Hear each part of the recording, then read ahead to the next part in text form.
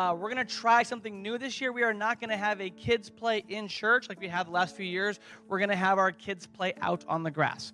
And what we're going to do is we are going to do, well, you've probably seen them. We're going to do, it was called a journey, and we're going to do a journey across our campus.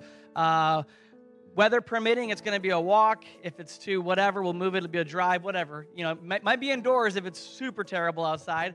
But our hope is that we put our heating units out there and we have our little areas, and so people can walk through the different scenes of the nativity story, the wise men, the shepherds, the nativity scene, all that good stuff. 7 or 8 minute walk around. So I need kids and adults to play the parts. And playing the parts, these are pretty much the narrator does all the talking, and you simply stay in a spot. There's a couple little actions, like we're going to have the angels pop up and the shepherds fall down, you know, in fear and stuff like that. But very, very, very simple stuff. And so signups are open for that now, and so you can go online to our events and get registered. We only need like 7 or 8 adults and like 15 kids, so I think it's going to go kind of fast. So if you want to do that, get signed up as fast as you can. We also need some adults just to help out.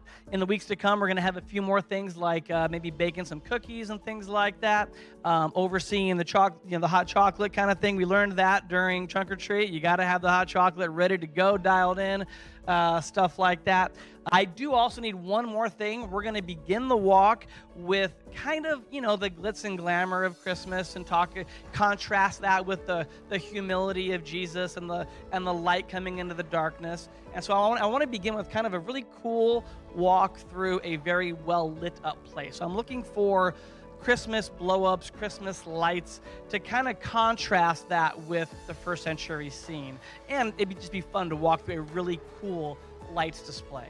I went to a supposed lights display a few years ago, and it was neither a lights display nor a very good nativity. And so I'm like, we can do this better.